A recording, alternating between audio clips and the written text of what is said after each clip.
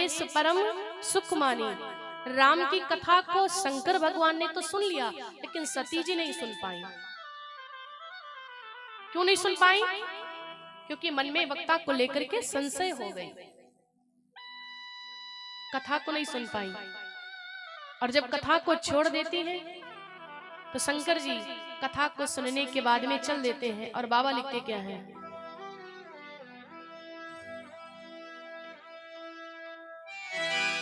बोली सच्चिदानंद भगवान की जय। मुनि समवेदा मांग त्रिपुरारी, मुनि समवेदा मांग त्रिपुरारी, मुनि समवेदा मांग त्रिपुरारी, मुनि संग विदा मांग त्रिपुरारी, मुनि संग विदा मांग त्रिपुरारी, संग चले लये दक्ष कुमारी, संग चले दक्ष कुमारी, संग चले दक्ष कुमारी। तुरंत सम्मान घट गया। मुनि सम विदा मांग त्रिपुरारी, शंकर जी का नाम शंभु से त्रिपुरारी हो गया। जैसा कार्य करोगे वैसे ही आपका मान सम्मान बढ़ेगा। लेकिन यहां पर एक चीज होती है, मैं देखती हूं कि अगर कोई व्यक्ति आपको कोई चीज दे देता है, आपकी सहायता कर देता है, आपकी मदद कर देता है, हेल्प कर देता है, कोई गहना दे देता है, तो माताएं उनका खूब गुणगान गाती हैं।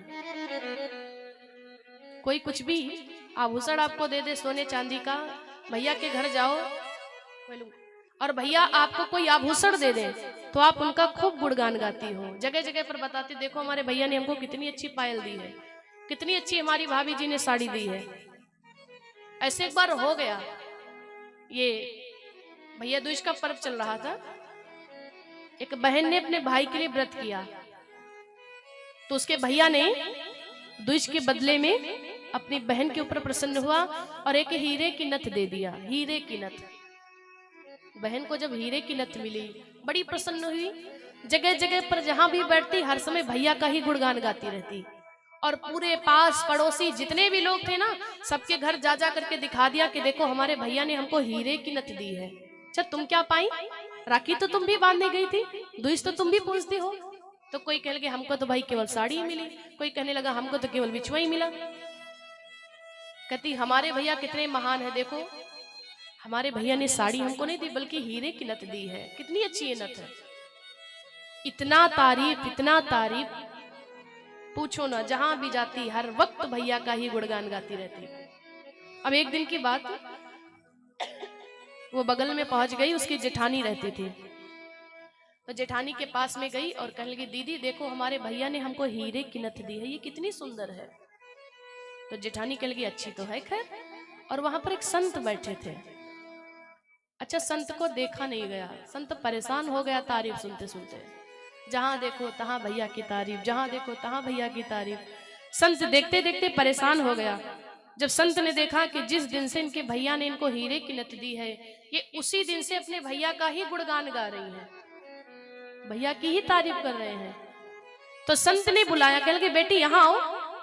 अब वो गई, उसे लगा कि बाबा भी तारीफ करेंगे हमारे भैया की कि बड़ी अच्छी नथ है। तो संत के पास में गई तो संत भगवान कहने लगे बिटिया एक बात बताओ क्या? संत जी कहते जिस दिन से तुम्हारे भैया ने तुमको ये हीरे की नथ दिया है ना, उसी दिन से तुम भैया की ही तारीफ कर रही हो। जहां भी जाती हो तहां भैया की तारीफ। हम तारीफ सुनते सुनते थक गए हैं। अच्छा गुरुजी? बोले हाँ। जब हीरे की नथ देने से तुम भैया की इतनी तारीफ करती हो तो बिटिया कभी कभी उसकी भी तारीफ कर दिया करो जिसने तुमको ये नाक दी है। अगर नाक ही नहीं होती तो तुम कहां नथ पहन लेती? ये बात है। तो यहाँ का व्यक्ति अगर आपको कोई गहना दे देता है, कोई आभूषण दे देता है, उसका हम लोग खूब तारीफ करते हैं, लेकिन कभी कभी उस प्रभु की भी तारीफ कर दिया करो जिसने इतना सुंदर स्वरूप दिया है, इतने सुंदर हाथ दिए हैं, भगवान जीते जी तो हर व्यक्ति को हर चीज देता ही है, लेकिन मर जाने के बाद भी भगवान हर व्यक्ति को 3 चीजें देते हैं। वो क्या? बोले मुर्दे को भी देते हैं लकड़ी कपड़ा आग। मर जाने के बाद भी भगवान 3 चीज देते हैं। मुर्दे को भी देते हैं लकड़ी कपड़ा आग, और अगर हम जीते जी कुछ हासिल ना कर सके तो ये मेरा दुर्भाग्य। इंसान क्या नहीं कर सकता है? हर चीज कर सकता है। बोली वृंदावन बिहारी लाल की जय।